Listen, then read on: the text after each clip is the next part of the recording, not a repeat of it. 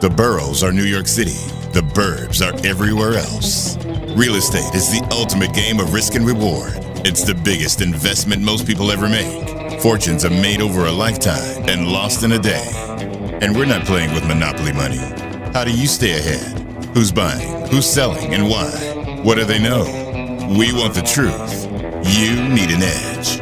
Boroughs and Burbs is your secret weapon, giving you the insider knowledge and strategies you need to succeed in the high-stakes world of real estate. From Palm Beach to Palm Springs, Manhattan to Malibu, we press the experts to expose the pain, find the deals, and occasionally predict the future. That's Boroughs and Burbs, Thursdays, 3 o'clock Eastern, noon Pacific. Because everyone can make money in real estate. Welcome, everybody. Boroughs and Burbs, number 187, Los Angeles right now. And we have our two special guests today on the show. Peter Hernandez is coming back for the second time. And we've got Kevin Krakower for the very first time. And I figured, oh, well, Peter Hernandez, he's a pretty big draw. But the calls were coming in from Florida yesterday saying, you got Kevin on the show? Oh, this is going to be a good show. So I was like, wow, he's known far and wide, this Kevin Krakower. And so I'm very excited about the show. I've been thinking about it ever since I got that phone call. Welcome, guys. Yeah. The subject is Los Angeles right now. And it's been a while since we've done a show in the Los Angeles area. And a lot's been going on. Economic change, the fires. So I don't know. Where would you like to start? Well, let's begin at the beginning. Kevin, why don't you tell us who you are, where you're from, and how long you've been in the business? Thank you, John. What I excellent. see, I'm getting ahead of myself. I'm so excited. I originally grew up in Philadelphia, moved to Los Angeles after I finished college in the early 90s. And I worked in the entertainment business for a long time. And then in like 2011, 2012, I got into real estate and I've been doing it ever since. And I've been working with Peter ever since. I think my first 8 months I was at Prudential, and then I met Peter, and then ever since then I've been in the same office for many What did you do before real estate? Entertainment? Yeah, that brings a lot of people out to LA. Sure, of course. I was very interested in music when I graduated college. I went to a small little liberal arts college called Bennington in Vermont, and after about 3 years, I got a record deal.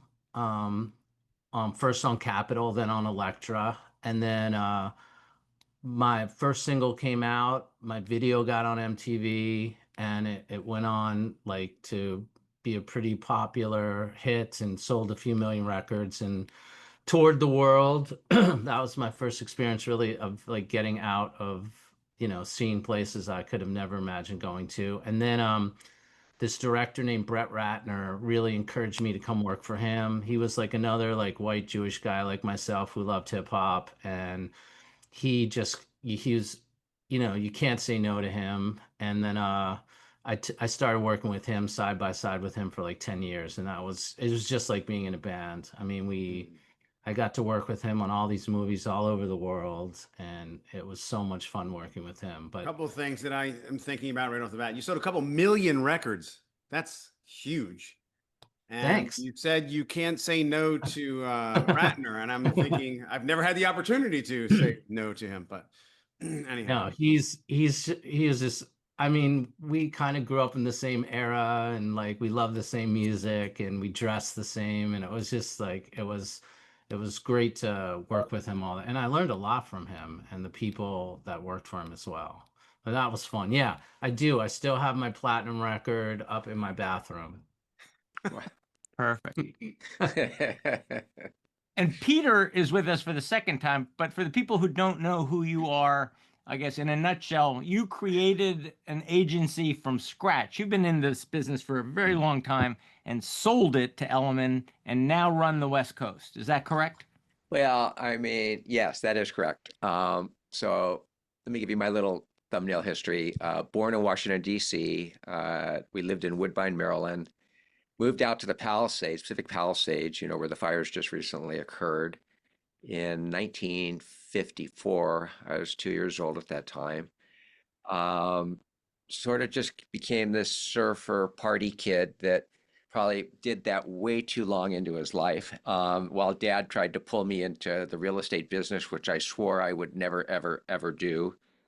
All my friends were becoming, record producers, actually musicians. They were becoming famous doctors, and it was a who's list, from where I lived, and so here I am going to be a real estate agent with my dad, down in Venice, and Venice wasn't hip and cool. I mean, it was hip and cool. Don't get me wrong, but it didn't have the stature it has today. And so that was like 10 years of just being a really, really mediocre agent. And it's something clicked at about the 10th year, and I started rolling, doing well. I joined the John Douglas Company, got into management. Coldwell Banker bought John Douglas. They promoted me to president of Coldwell Banker and chief CEO. Did that for 5 years, and then what you brought up is I launched Telus Properties, which was a amazing adventure, great company. We got up to just under 3 billion in sales. We had about, I don't know, 700 agents in the company. We were about 20 offices, and it was just a great experience. And then when Douglas Elliman came knocking along, and everybody, it's funny when you're in those circles, like you've heard the stories about Elliman being, receiving offers and stuff like that. That stuff is happening all the time when you own a company. Like when I had the agency wanted to merge, the John Arrow, wanted to either buy us or do something with us. Sotheby's knocks on your door, call a banker. So everybody's constantly talking and trying to figure out how to leverage each other to improve their market share in the space, right? And we were no, wrong fit, until Elliman came along, and then we're going, yeah, Elliman, let's talk to them. This could be a good move, and that's literally how it happened. What year was that?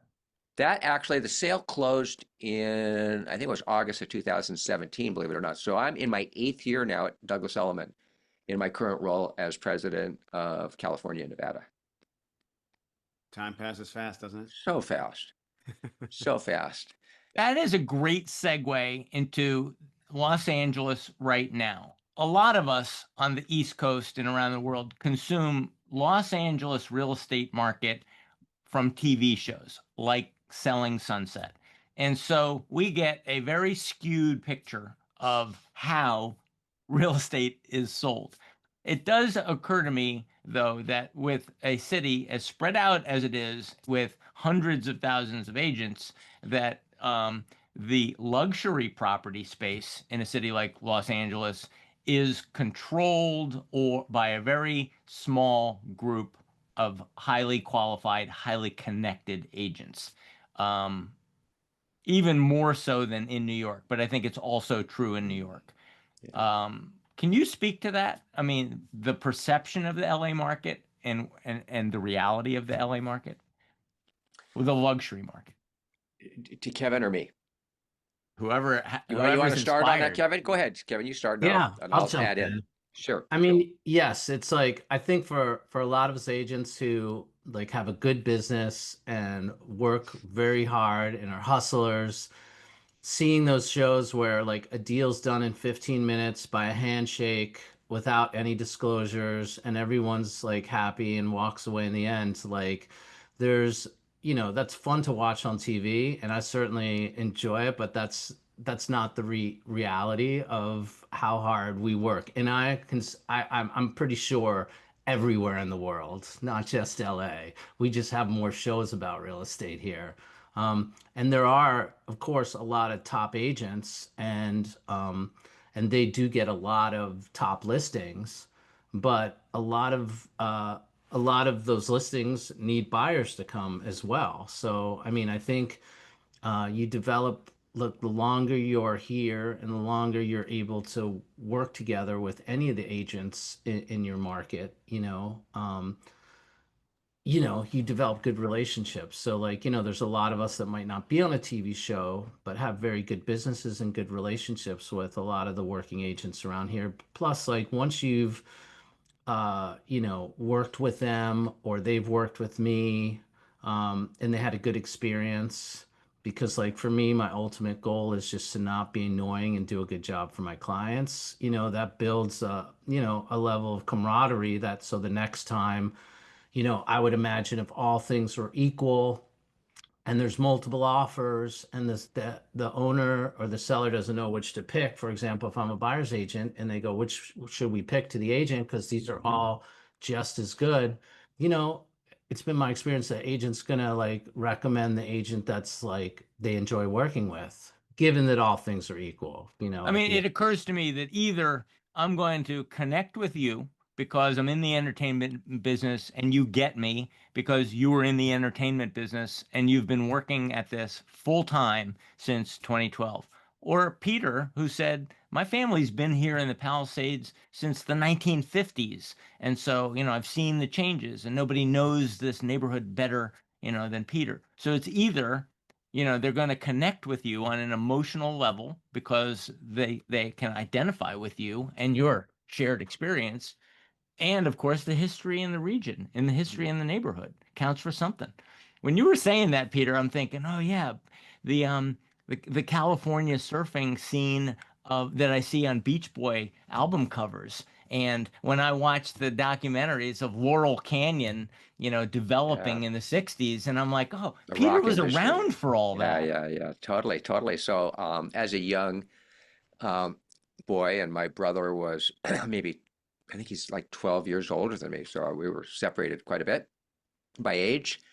And it was exactly Moondoggie Gidget in the Palisades. I mean, the hot dog show was there, which is where they sold my favorite hot dog, the Husky, which was chili, had chili on it. And what would you would see outside is you would see all the woodies with the surfboards, and then you would see all of the lowrider motorcycles. And so there was a two. It was remember you remember back then you were either a biker, lowrider, or you were a surfer, and there was like a clear line between the two. So, you know, my brother fell on the biker side. He used to have like the cool bike with the black tank and the green flames on it and everything. And they would drive through the Huntington Palisades, which is one of the most luxurious parts of the Palisades, you know, terrorizing neighbors. Or you would have the Aubergs and some of these different people that were the surfer crew. They all kind of got together, were friends and everything. But it was just so cool. And then you see how that evolved over time to more, you know, surfing changed. It became like a legitimate sport. It became, you know, you train for it. You become a Kelly Slater. You become you know, a very, very polished athlete. And so much of I think our allure in LA is, you know, Hollywood, music, surfing. I mean, these are things everybody wants. I mean, we have people coming and buying, you know, like these 30, 40, even $100 million homes in Malibu because they want to learn to surf. They want to be part of that hip, cool culture. And so they'll do that. Or, you know, or you look at, you know, the music industry and how it's, you know, whipped through Sunset Boulevard and the Bird Streets and the Roxy and the Whiskey and all these down to the Viper Room and all this stuff. So it's it's Hollywood.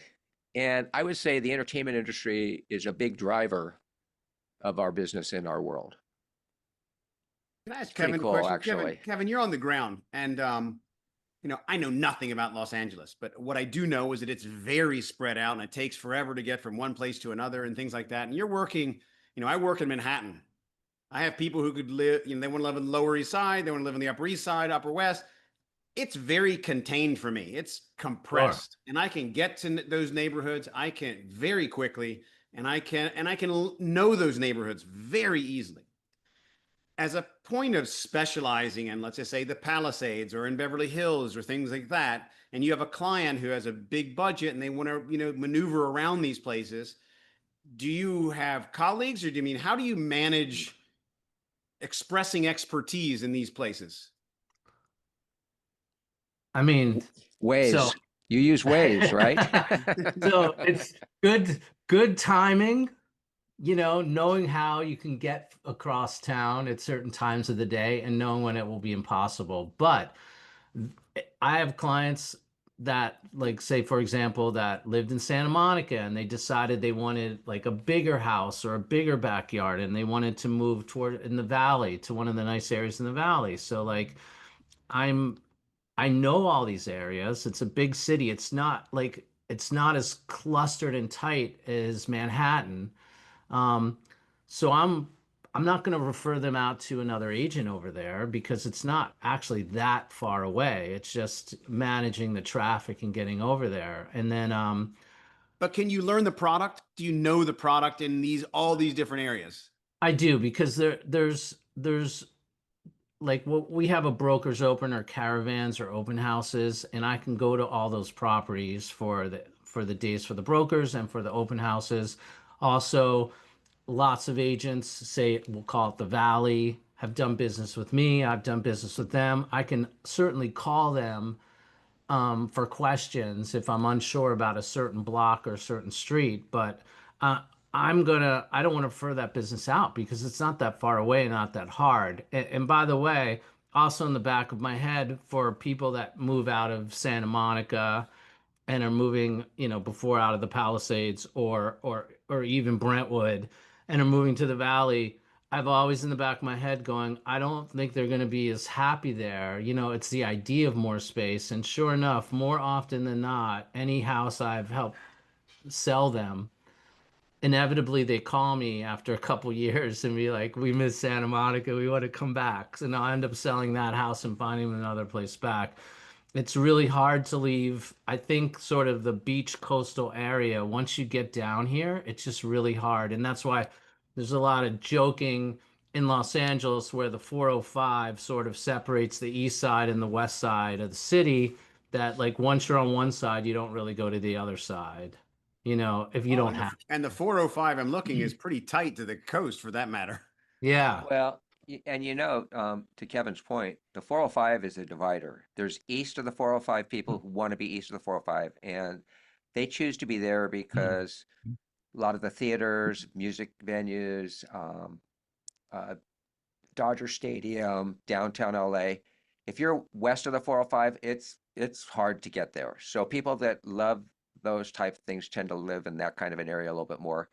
Beach people, outdoor people, people that are more focused on, I don't know, maybe the outdoor lifestyle. They're going to tend to live more on the west side of the 405. Don't you think, Kevin? I mean, And yeah, and I just yeah. want to jump in here about this too, because this is a thing that like you and I, Peter, take for granted, but I had to learn this when I moved out here Mhm. that like every other major city in the entire world, including Manhattan or Philly, where I grew up, like there is a center downtown Right. where the center of the city is, and everything sort of grows out of that. Like, and that is not the situation in LA, which is very unique for a modern city. It's the only modern Right. city where downtown is not the center.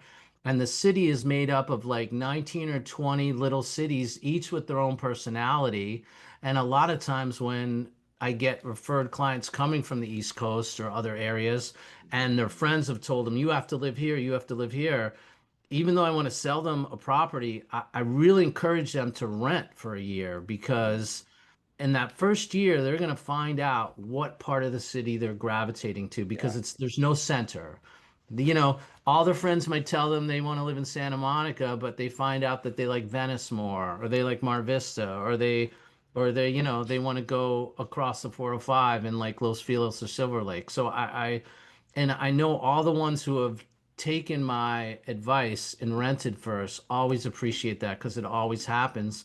It's their friends tell them where they should live, and they figure out really where they're most comfortable So because there's no center. is there any part of downtown Los Angeles that is kind of a cool urban feel Oh, and yeah. people Absolutely, actually live there? Yeah. absolutely. There's an art Okay. district downtown, which I think is probably like, I mean, I don't live downtown, but every time I do go downtown to the arts district, I think that's one of the better areas to live. And Peter, maybe you could speak to that more.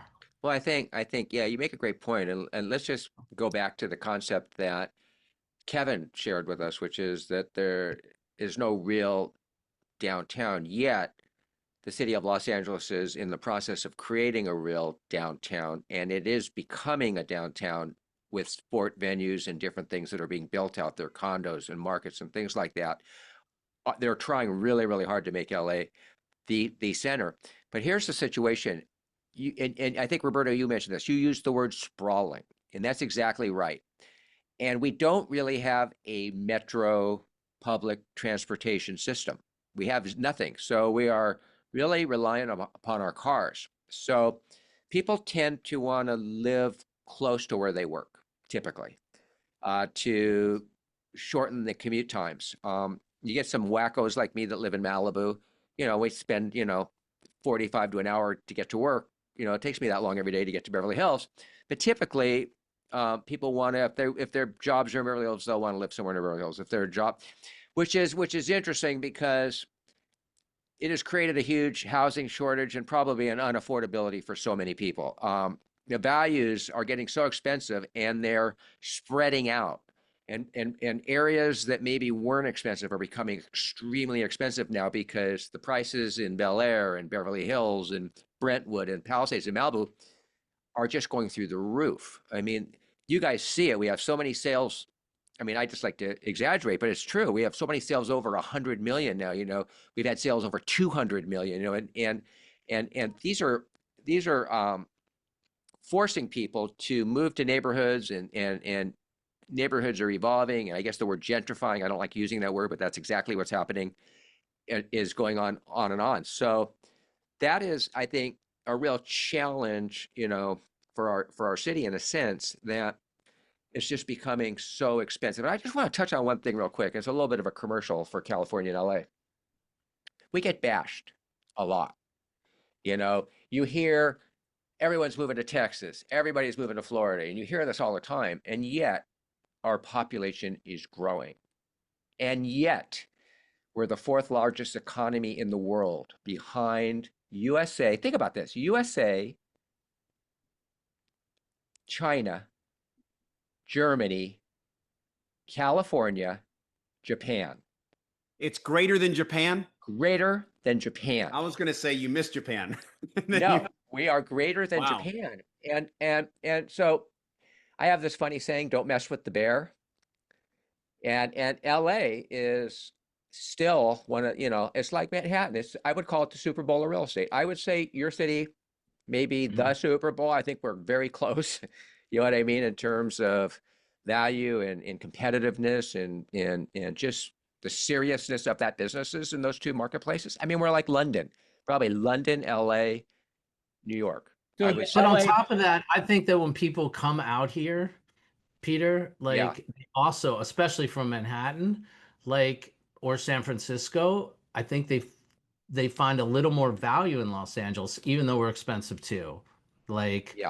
Especially in the rental market as well, because you get a lot more square footage compared to Manhattan and San Francisco. Parking is included. You have outdoor space, which is a lot harder to find in Manhattan. And I think a lot of times when I get people coming from especially San Francisco and Manhattan, they're shocked that they get a little more bang for their buck than they do in those markets. So I just thought I'd share that. We're talking about a little bit about affordability. I mean, these fires that happened obviously decimated a tremendous amount of inventory. And I have to imagine that there is some extreme pressure on your city. I mean, your metrics have to show some sort of jolt that has happened with deal volume, inventory, and everything. And yet he said there's 19 different cities that make up the city of Los Angeles, and that was just one of them, right? Yeah. So, well, no, 3. Well, okay. Malibu's is incorporated, so it's not officially an LA city, but it's in LA County. Okay. Pacific Palisades is in LA City, and Altadena is in LA City. So the fires occurred in 3 areas. And there was about, I think, 12,000 structures burned, a lot of people misplaced, which has forced people to buy or rent in surrounding areas. And yes, it's holding up the values. And yes, our housing shortage is more severe now. No question about it. So the majority of those people went to very close surrounding areas. They didn't go, across town, or you based upon what you're heard saying. about the person that went to New York or Europe or somewhere. You hear about those examples, but Kevin, you can talk to this. A lot of people came to Santa Monica, for example, a ton, right? Yeah, I mean, Palisades, even though it was is a very fancy like A plus plus area and has a lot of wealth, it was very diversified city. I mean, there were people that inherited their like parents' houses, and could still afford to live in the Palisades who might not normally otherwise. So it was very diverse. I mean, there was a lot of wealth there, but also there was a lot of diversity. And I think that was one of the things that made the Palisades so great. There was just a mix of all sorts of people who lived there. But I mean, another thing that you mentioned too, I think Roberta said that was like, okay, one structure burnt down. Let's just call one structure in the Palisades burnt down. It was a condominium building or an apartment building, but there were 37 units in that building.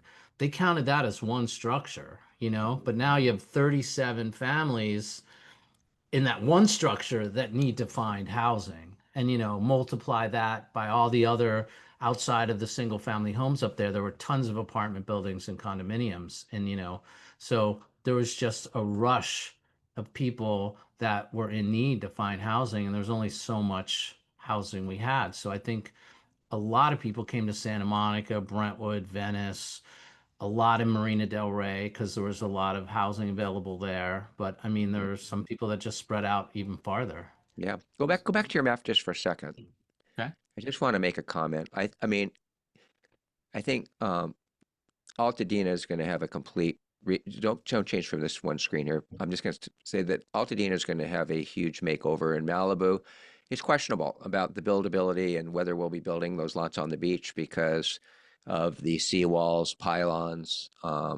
There's a lot of issues that have to be addressed before I think any real construction is going to happen there. But the Palisades and Altadena is already under construction. There's already framing going up. People are starting to rebuild, and lots of people are buying lots, and it's all happening. But I want to show you something. I want to show you Can you something. dig into that? I will in a minute, but go back. Have the map a little bit different. I want to show you something. Can you shrink it? Go closer? No, shrink it a little bit. Okay.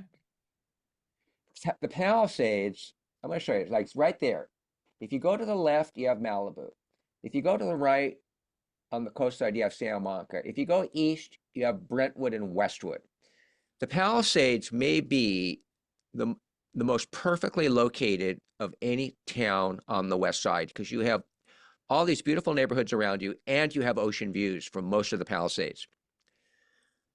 You got to think for a minute. If you helicopter up, it's not even helicopter up. Let's jump on Elon Musk's SpaceX and go up. And you look down.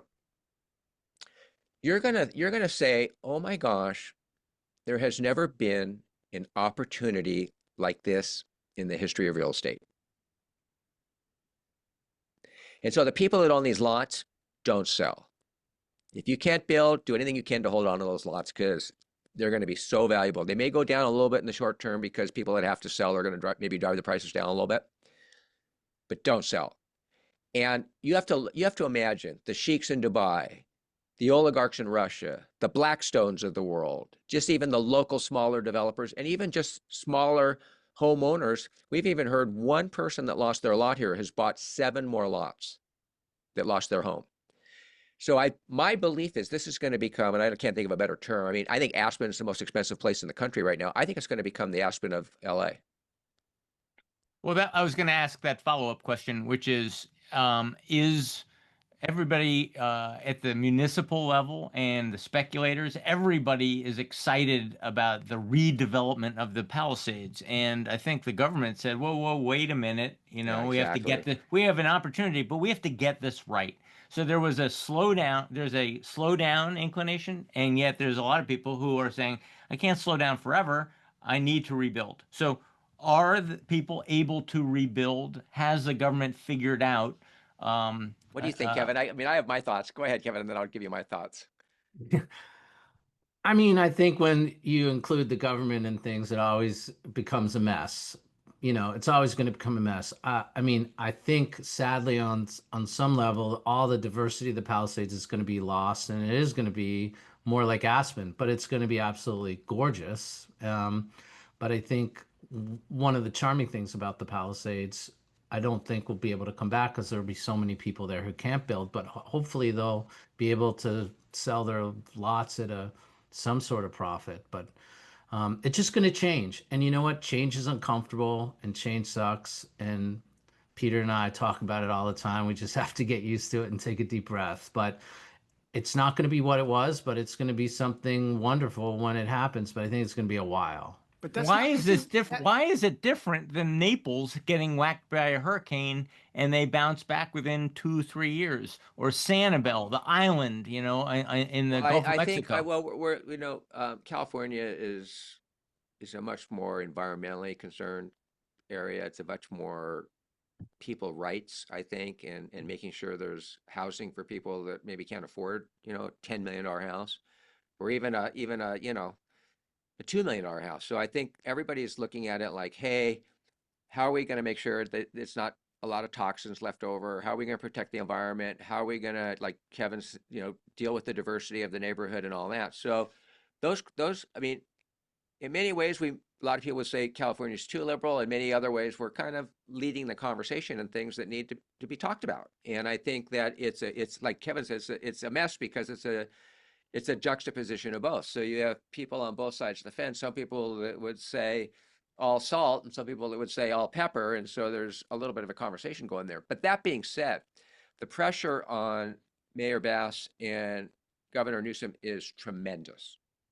Too many people's lives, incomes, their worth, their net worth is tied up in this real estate that they own.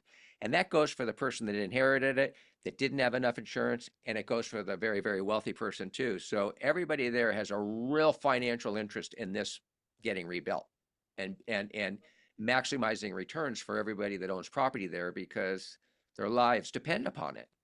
So I think there's going to be a lot more flexibility and a lot more bureaucracy So removed. if I show up with $10 million and I say, Kevin, can you find me a place in the Palisades? I want to be part. I believe that Peter is right. It's the next Aspen. I want in. Can I? Or is it, do I have to Absolutely. wait? Do I have to wait for the government to just make some decisions? I mean, you can absolutely buy some lots right now. There are a ton of lots for sale, but um, they're claiming that the red tape is going to be removed, and as long as you don't build something bigger than the square footage you already had, they're gonna streamline it. I mean, they show a lot on the local news that this one couple is already framing their house up there. And I think it's the Thomas James house, but I mean, what they're not really saying is that that couple had just finished building their house like a few months before. So it was a brand new house, maybe like 4 months before, and then it burnt down. So they had everything approved for that previous house, and they're building the exact same house. But you see that sort of on the local news more than sort of like just sort of a lot of the regular people that might have had a house that was built in 1960 or 1980 or whenever that house was built. to create Getting a it cleaned up. vision. And the mess is, I mean, the cleanup is really the issue because we are environmentally friendly state. And also everyone's panicked about going back there with all the lead and the asbestos from the old houses and all the cars that melted and all that other stuff you can only imagine just getting out of there. So I think that is the thing that's going to take the most time initially.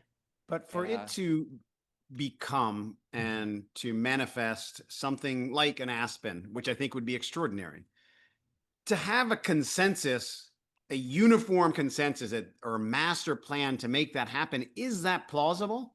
Well, here's what's happening to your point.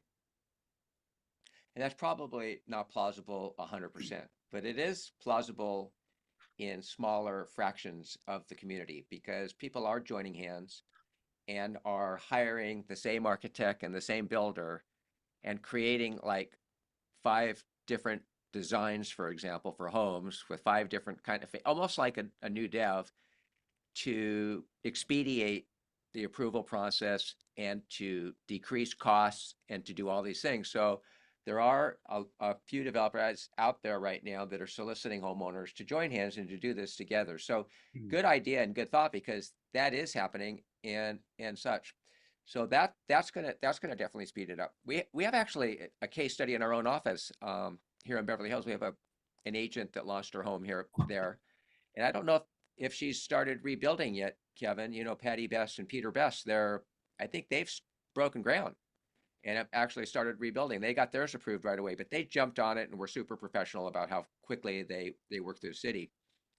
There's a local developer named Rick Caruso who, you know, is probably going to run for governor or mayor or something. He's very active in politics, and he developed the Palisades Village, which is a really nice little development they did in the Palisades. And he was a collaborator. He got the whole town to help him design his project, and pretty popular guy. He is actually implementing AI to expedite the process for the whole building thing. I'm not sure, Kevin. Maybe you could explain a little bit how that works, but somehow or another, with use of artificial intelligence, is going to expedite the permit process. Well, I'll just also say that like the Palisades is this beautiful luxury area overlook, like with so many areas having ocean views, and eventually it's going to be like the newest city in Los Angeles. I mean, almost every structure was burnt down there. I mean, imagine this luxurious city, but everything's brand new. And I Right. mean, how valuable that's going to be, a very valuable assets for all those owners and people that want to live in a city with like the newest and the best properties. Yeah. Um, It's pretty hard to look at, though. I mean, I was gonna, talk about that as you know, a real estate advisor. Why, get in here, buy now, if you own land, don't sell, try and build, but hold on as a worst case scenario because your property is going to become valuable. But then to Kevin's point, I realized how tone deaf that was, because so many people were hurting, and you drive through and you just see the I don't know, the World War II vibe. Devastation. Like the place was just bombed. I mean, you if I don't know if you've ever visited a country that's just been bombed. I never have. I mean, you see pictures, but to see pictures and then to actually be in that environment is so different. And I can tell you that I was driving through and I said, I'm not going to do the social media post on, at that moment. I think it's okay now, but at that moment that Palisades is going to be the next Aspen. I mean, that would be so tone deaf and so wrong. That, I mean, it's true. It's going to be, it's the reality, but you just, there needed to be some mourning and grieving. And when I drive by my elementary school that was burned down, and my church that's burned down, and every house I lived in the Palisades burned down, it made me pause, and just realize, how precious life is and how sacred life is. And, and then you go to the place, like in every one of these, burned out structures, there were families and kids and teddy bears and, Memories. and memories and photographs that they didn't get away with. I mean, and memories too, right? You don't lose your memories, but you lose some of those artifacts, right? So the there's never been anything in my life like that. Like, I guess if you live in some of these areas where there's hurricanes and tornadoes and different things, I guess it's similar devastation. But boy, for us, Kevin, that was a first. And I Wait. think it's still, sorry, John, I think it's still permeating our city. There's still a lot of emotions about it. And I find that like on a daily basis, even with all the people I work with, I have to take that into consideration because it just didn't go away because it's 6 months later, and I think we as realtors here in Los Angeles really like, I have a lot of feelings about it, but I also know that most of the people I work with have feelings about it, and not just the ones who've lost their properties, which there's so many of that I've worked with, but also just everyone.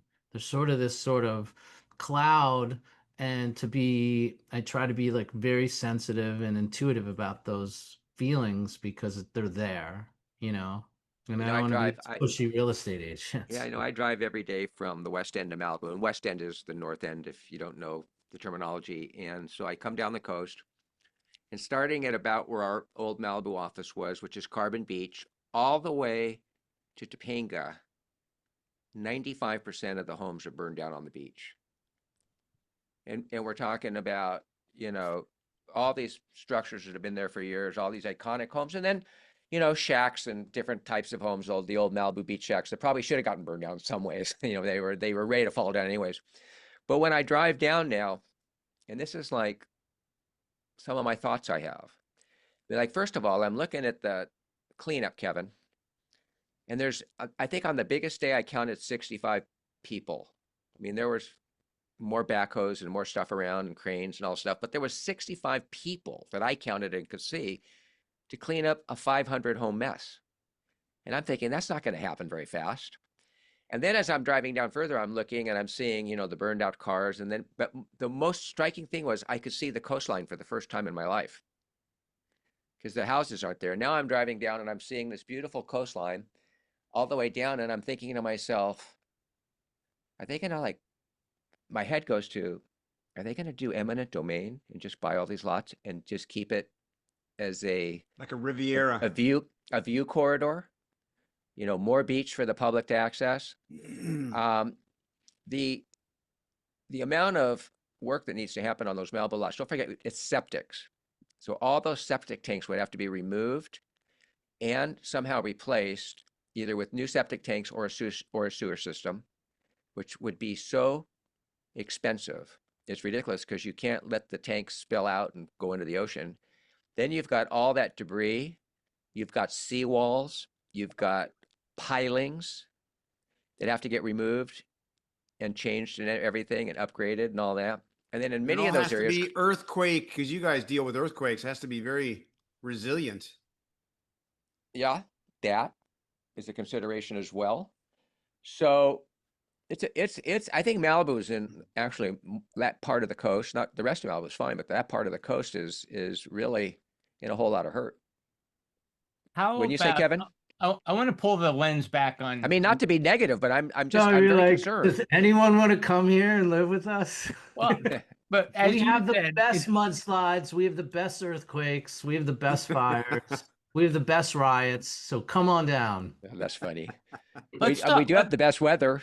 Let's talk about LA generally, because that represents a devastation, but in 3 of the, say, 19 neighborhoods.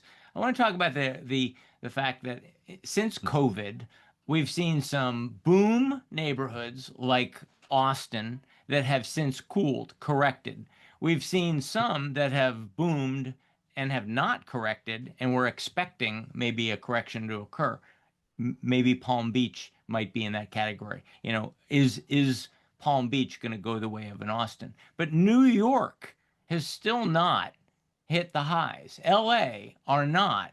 These are 2 markets, LA and New York, that didn't boom as a result of COVID. They've been pretty level, or Oh, did they boom? They Talk to boomed. me about the LA market generally since COVID. I would say boom. It has boomed. Boom. I would say mean, boom. It is. Yeah, it's gone up so much. Has there been a correction? No. I would say that's not booming anymore.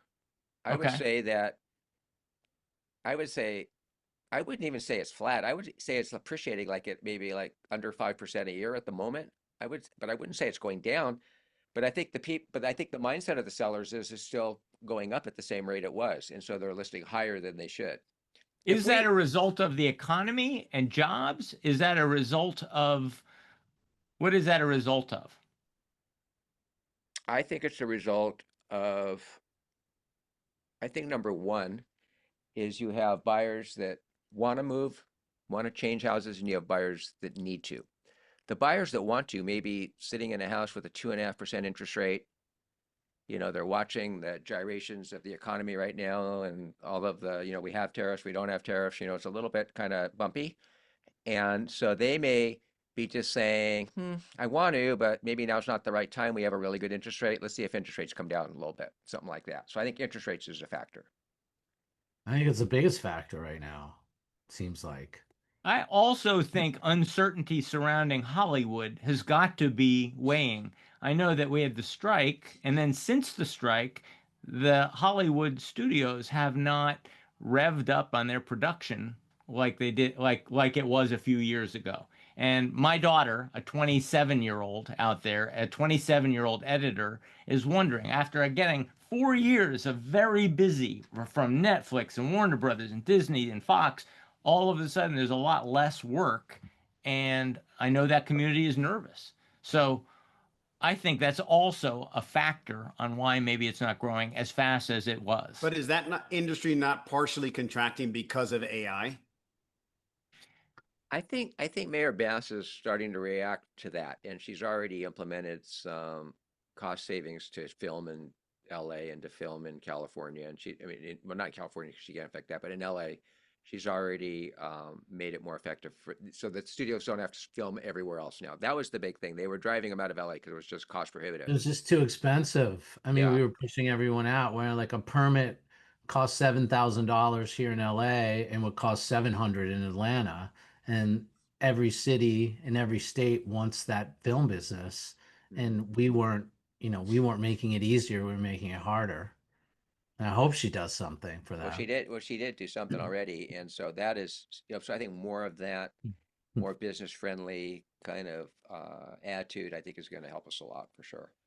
But for the homes in general, I think it's interest rates. I also think the ULA tax didn't help us, and she said she would repeal that today if she could, but that's going to have to go on the ballot and be voted out because it was voted in, so she can't just repeal it. So that's one thing that I think it is. And I think for the state of California too, the capital gains is high. We have a 25%, capital gains tax. So I think a lot of people aren't selling because of that. So what's happening is all these homes are just being passed through generations and being passed down to kids and things like that's going on. So Has the I addition of ADUs been a major factor to benefit, say, the housing shortage? don't know. What do you think, Kevin? I don't, not that much, would you say?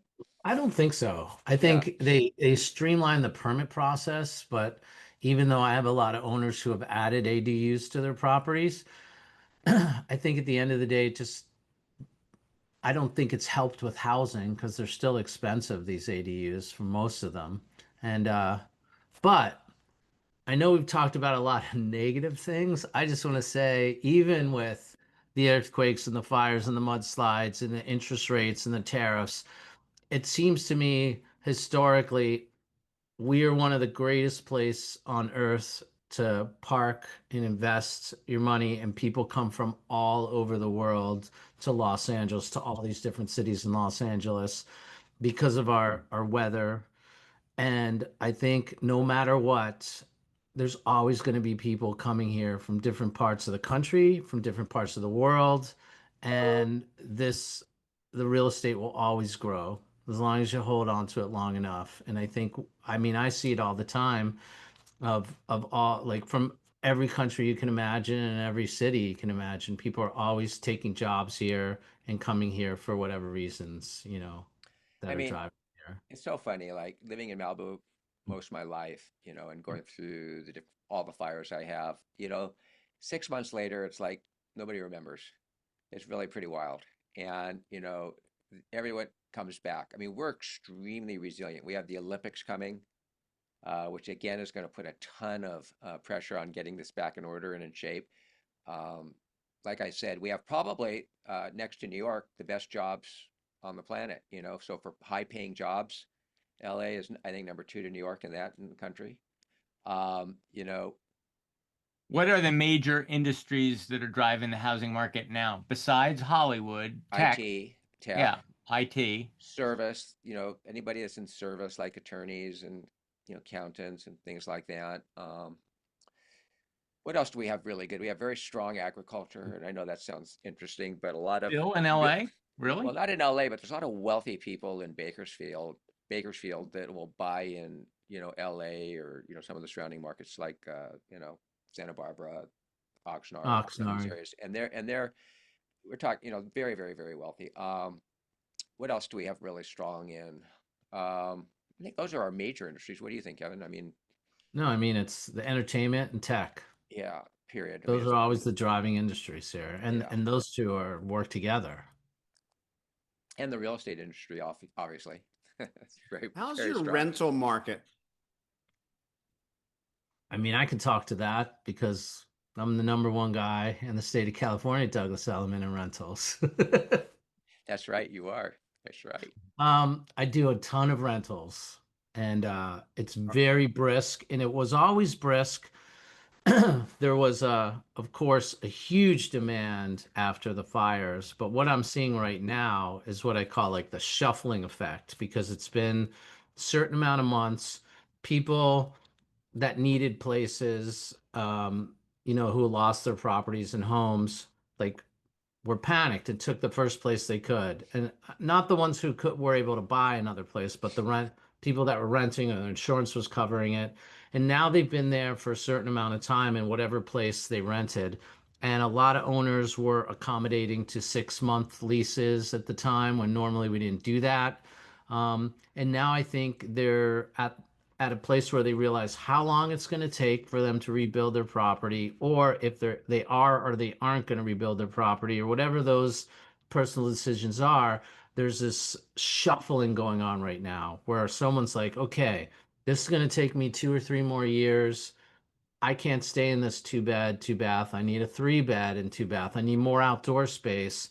I want to be somewhere, more rural. I don't know. Like I'm noticing all the shuffling going on right now.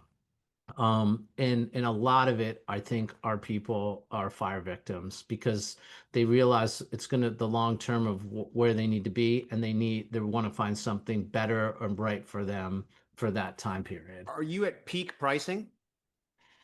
No, we got a little soft.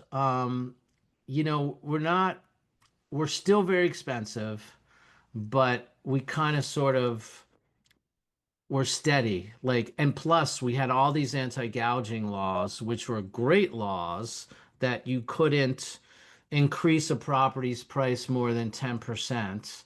And it was to protect all these people from getting ripped off. And it was good. But it kind of kept the rents pretty steady as well. So I'm not seeing. Can you be more specific? If I've got $1.5 million house, is that a $12,000 rental? Well, let me say this. So, like an average 2 bed, 2 bath rental in a nice area of Santa Monica, which was going for like 5,500 to 6,500, um, is staying there.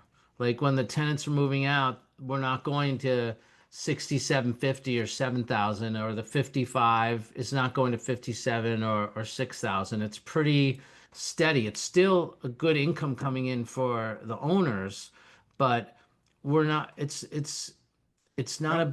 I'm noticing it's not a big jump right now. For that $6,500 rental, 2 bedroom, 2 bath rental, what would it cost me to buy that in Santa Monica?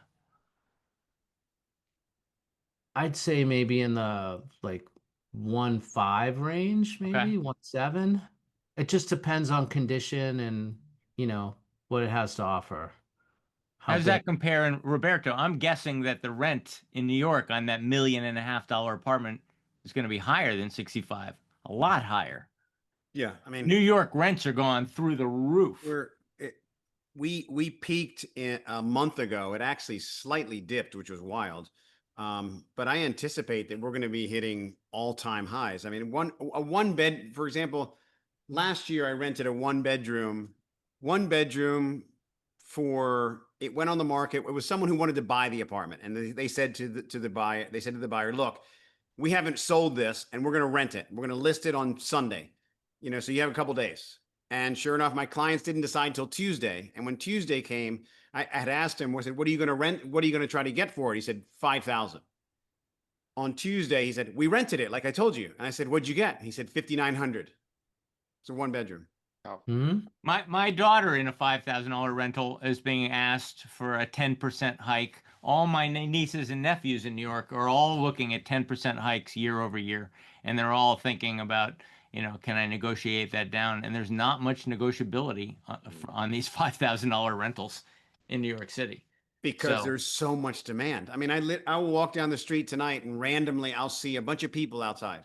I'm like, what's going on there? And I realize they're about to show an apartment for the first time. Mhm.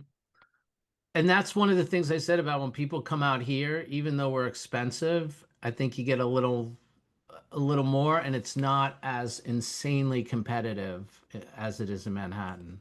In one of these neighborhoods, how many listings? I'm in a town of 7,000 households, 20,000 population.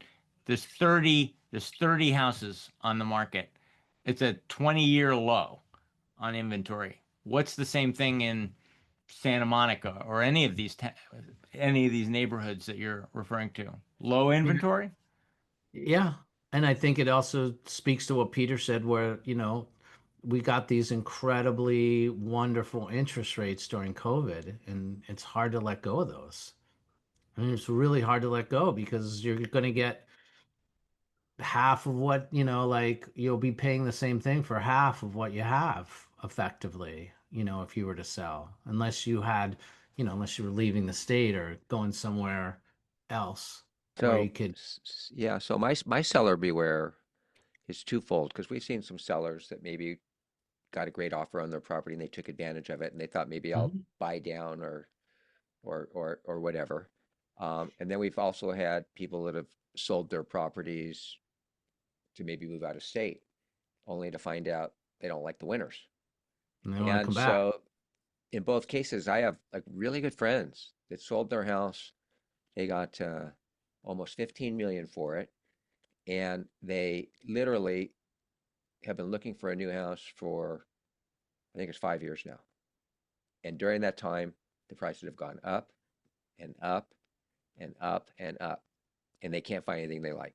I have a 5-year client, same thing. Can't find And I it. have another friend that sold their house and moved out of state, decided they don't like it, they want to move back, and they're going to be renters. They're not going to be buyers. They're not as wealthy, and they since they sold their house and moved, the values have gone up so much that they can't buy back in. So I always tell you, like make sure if you're going to sell something, buy something, you know, don't get out of the game. And I'm sure it's like that in New York and other hot markets, but in California for sure, you do not want to be uninvested in this state. That's for darn sure. All right. I want to thank my sponsors and then come back to you for a closing thought. I want one great outrageous prediction for the LA market from each of you. All right. So this has been Boroughs and Burbs. You'll find us at boroughsandburbs.com. And last week we had the Chinese market, complex investing, apartment complex investing the week before that.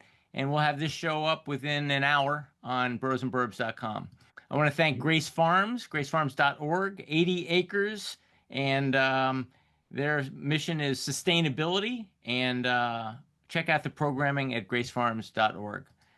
I want to thank Peter Hernandez. You'll find him at elliman.com. Peter Hernandez.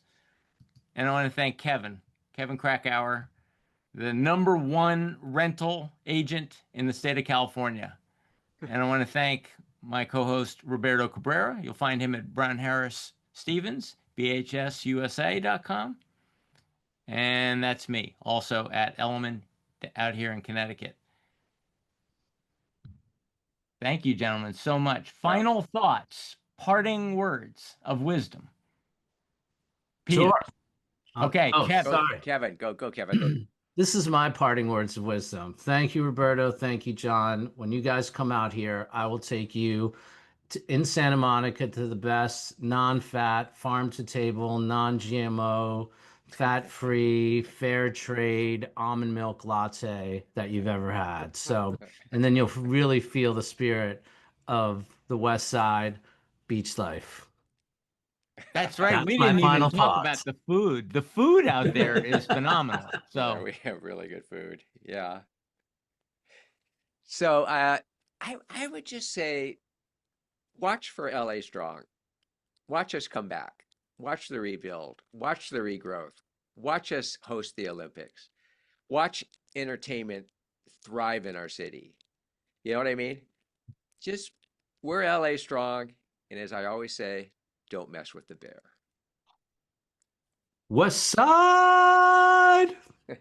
I'm convinced. I was kind of down on California before the hour, but you know what? California's got a lot going for it. And I think once you get past a few things like, you know, the bureaucracy, I think there's going to be nothing holding you back. So, yeah. And you have Peter and I, John. Yeah, We're your homies now. that's right. I love it. Thanks for having us Thank on. you, guys.